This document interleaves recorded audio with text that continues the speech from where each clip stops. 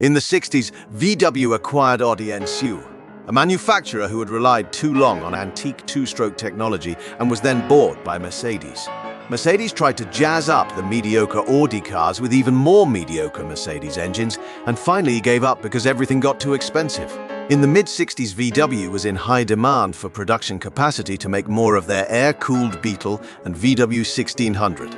They wanted to scrap all Audi vehicles and use the acquired Audi factories as assembly plants for VW cars. VW boss Heinrich Nordhoff realized too late that the old Beetle technology platform frame, air-cooled boxer engines, rear-wheel drive was utterly outdated. When he died in 1968, he left VW as one of the largest car manufacturers in Europe, but with a totally outdated production range and very weak sales figures. His successor Kurt Lieding realized that Audi had more or less secretly developed a range of modern car. Front-wheel drive, self-supporting body, front engine, water-cooled, traverse-mounted. The layout of the future? It was decided to adapt Audi technology to VW. The first VW Passat was an Audi 80. The first Polo was an Audi 50. The new VD Golf was developed on this layout. VW soon learned to utilize platforms for different purposes. In 1989, the last VW with rear-mounted engine in Europe. The Type 3 bus was replaced by the Type 4, which shared one platform with the VW Passat T5. Today, the VW Group is able to use one platform for dozens of cars. VW Golf, Skoda Octavia, Seat Leon and Audi T share the same platform and many parts of the drivetrain. The platform of VW's first big SUV Tourer was also used for the Audi Q7 and the Porsche Cayenne. Major components of the drivetrain found their way into cars like the VW Phaeton, the Porsche Panamera and the Bentley Continental. I would call VW the world champion of platform strategy. After 1989, the Iron Car train fell and everything changed. Well-renowned, traditional car makers like Tetra and Skoda had to compete with Western rivals and failed. VW had very early tried to cooperate with Eastern companies. In 1994, they could buy Skoda and get a brand with more than 70 years of automotive history and well-known in East Europe. Soon, they developed reasonably priced Skoda versions of their VW models and manufactured them in the Czech Republic. Years proven VW technology at low price. Buying Seat was more or less the same. Seat started to sell licensed versions of Fiats in Spain. When they wanted to make their first independent car, they asked Porsche for help. The first Seat, when VD bought Seat, they got low wages, production capacity and a brand well known in Southern Europe. Today, all Seats are based on VW and Audi technology. The chance to buy Seat was unique, as Seat was the only South European mass producer not in Italy and not in France, Renault and Tye.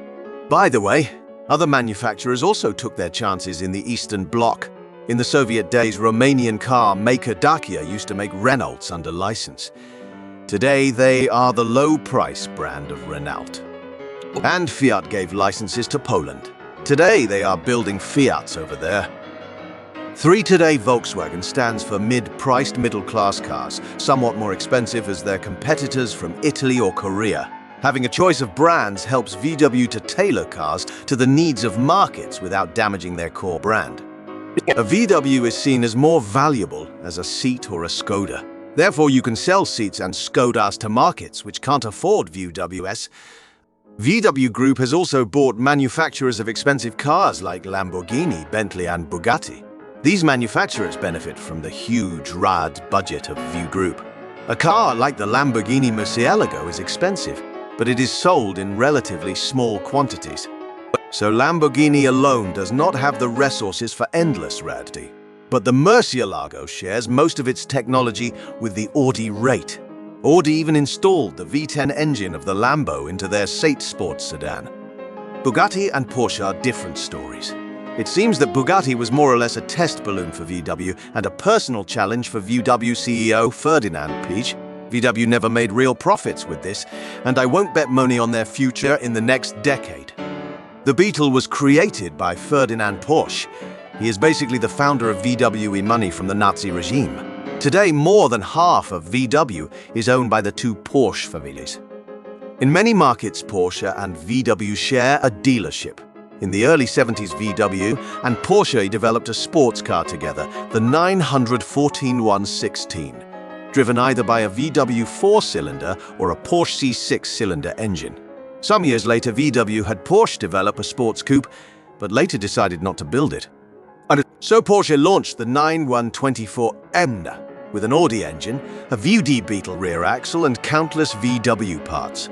After 2000, VW and Porsche set up a joint venture to build a luxury SUV. The result was the Porsche Cayenne Few Touareg. In the first decade of the 21st century, Porsche was tremendously successful, and their management began to develop a hybris. They developed a plan to take over VW. This plan created a lot of trouble between the Porsche families, and in the end it worked out the other way round. VW took over Porsche in 2012. This helps Porsche to stay competitive. If you sell 200.0 cars per year, it is harder for you to develop an in-car entertainment and communications package than if you sell 5 million cars per year. And the VW platform strategy also works for Porsche. The new small SUV Porsche Macan is basically an Audi Q5.